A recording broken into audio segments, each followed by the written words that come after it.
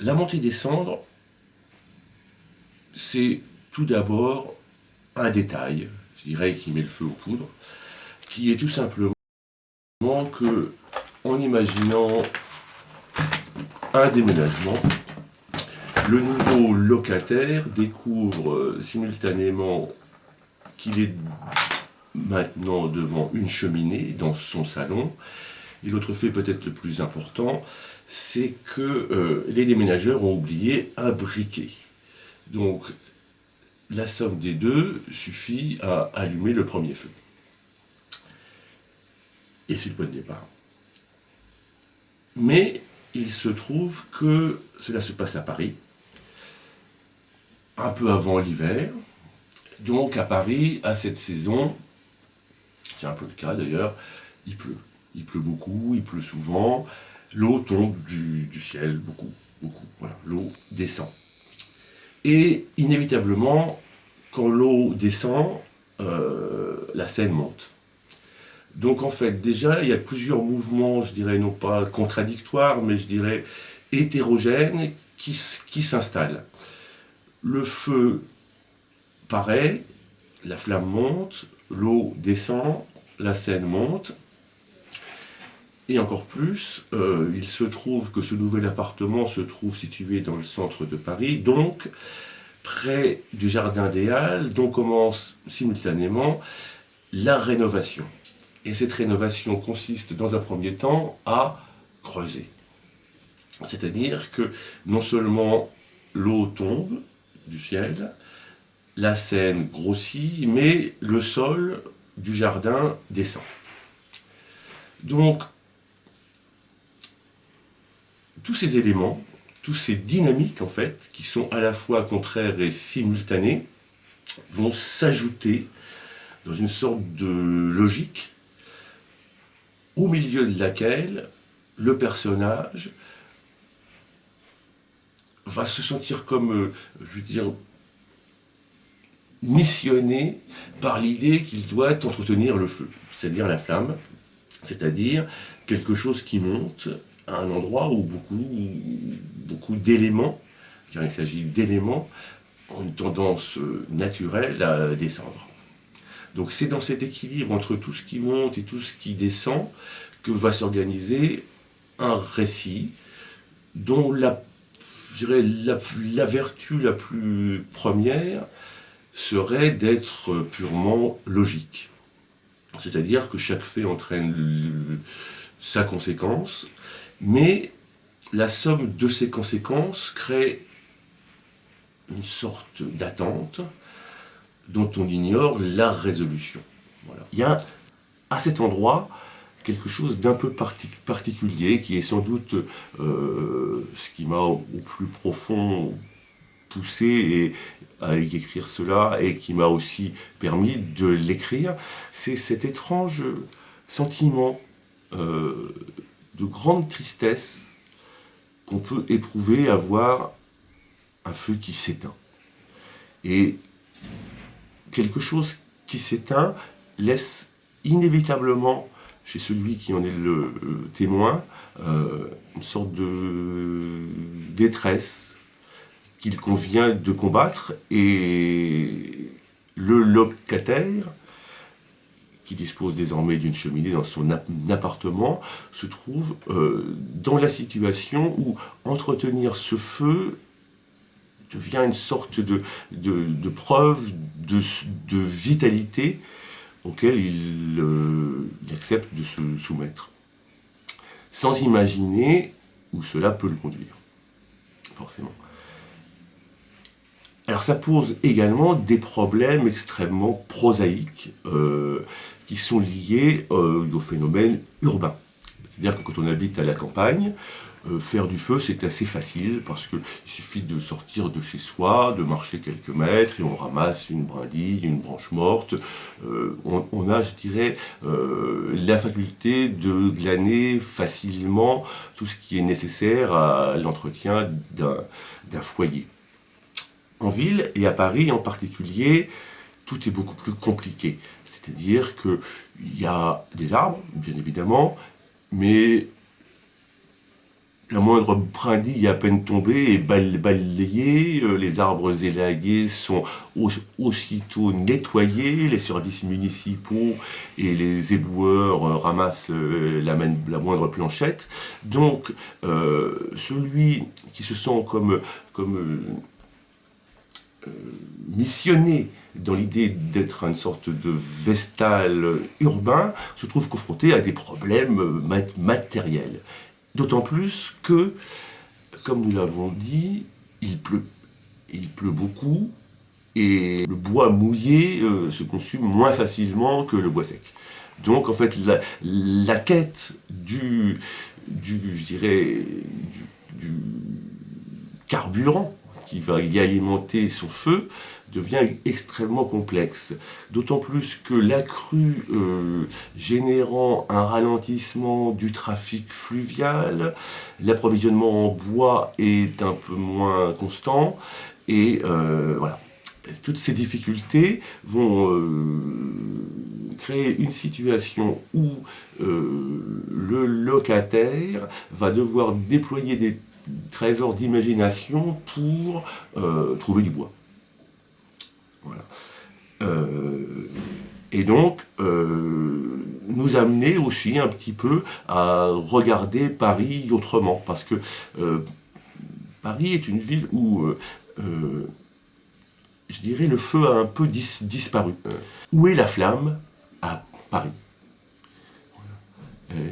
Et alors, tout ça, toujours pris dans ce, je dirais, dans ce mouvement, en fait, plutôt dans cette hiérarchie étrange des mouvements parisiens qui font que, par exemple, pour se déplacer d'un point à un autre, on a le choix, soit on descend dans le métro, soit on monte dans l'autobus. Il y a toujours comme ça une sorte des ascensions et des descentes qui en fait organisent la vie parisienne, où donc la chaleur se dispense de flammes et où les mouvements sont innombrables et contradictoires. Est-ce que cela suffit à faire un roman? C'est ce que j'ai cru. Véritablement, à partir du moment où l'action se déroule à Paris, le personnage n'est pas seul. C'est-à-dire qu'il est entouré d'une multitude de gens, la plupart qu'il ignore un peu, d'abord parce qu'il est un peu, comment dire, nouveau dans son quartier, mais bien sûr, la proximité la plus immédiate, ce sont ses voisins. Ses voisins. Donc, il y a plusieurs voisins, dont une voisine.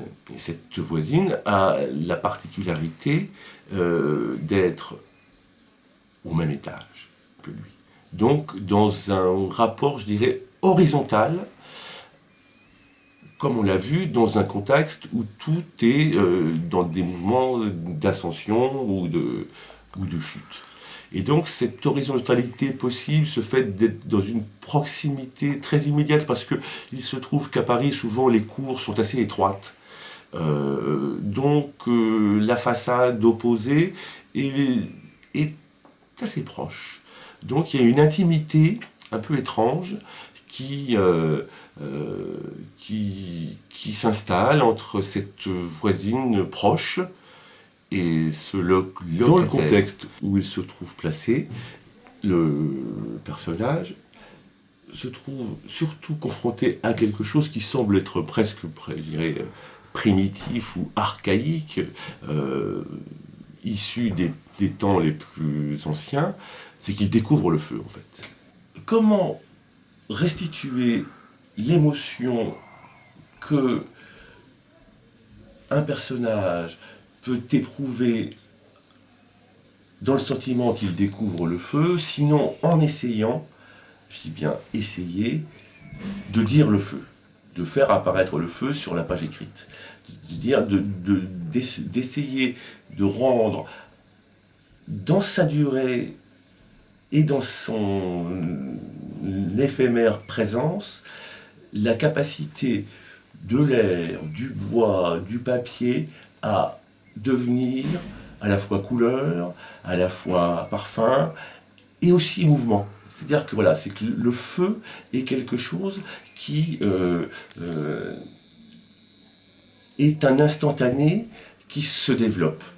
De la même manière, d'ailleurs, que l'écriture est une forme instantanée qui se développe. Pour moi, il y a une sorte de, je dirais, de surjection assez évidente entre le principe du feu, c'est-à-dire quelque chose qui s'alimente, qui se cherche, qui se développe et qui dure, et la capacité d'écrire, c'est-à-dire de faire apparaître quelque chose à la fois dans une durée, dans une séquence, dans l'enchaînement de mots est relié par une syntaxe, comme les flamèches sont reliées par le mouvement qui les lie à la braise.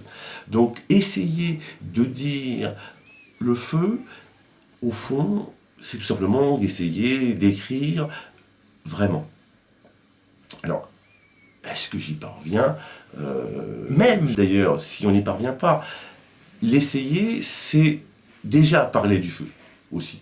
C'est déjà être dans la logique du feu, c'est-à-dire la logique de la langue, c'est-à-dire quelque chose qui progressivement s'installe à la fois par le caractère linéaire et discontinu des éléments qui s'ajoutent pour prendre. Voilà. La langue prend comme le feu prend, en fait. Voilà. Par contre, la langue ne brûle pas. Alors que le feu brûle. Donc, le feu brûle, et donc ça, c'est quelque chose qui est également difficile de faire apparaître. C'est la capacité aussi bien créatrice du feu, c'est-à-dire que à partir de morceaux de bois et d'un brandon, on va créer de la couleur, on va créer du mouvement, on va créer de la lumière, mais simultanément, ce qui aura permis à tout ça d'apparaître va devenir cendre, c'est-à-dire rien, une poudre presque impalpable, quelque chose d'un peu immatériel, mais qui parle de la fin, qui parle de l'extinction. Donc le feu, c'est à la fois jaillissement, mais c'est complètement l'image de la fin, de la disparition. Donc, dans la montée des cendres, le personnage se trouve confronté à quelque chose qu'il n'attendait pas, qu'il ne souhaitait pas, mais qui l'emporte. C'est-à-dire cette capacité d'entretenir le feu. Et curieusement, peut-être, un peu comme un nageur qui partirait dans un voyage invraisemblable, il est comme tenu d'accomplir ce qu'il n'a pas décidé de faire. Alors, ça peut paraître étrange, mais c'est peut-être ce qui porte chacun dans sa capacité d'être romanesque, je dirais, né profondément du fait qu'il se laisse happer par la possibilité que le feu devienne la seule chose qui importe.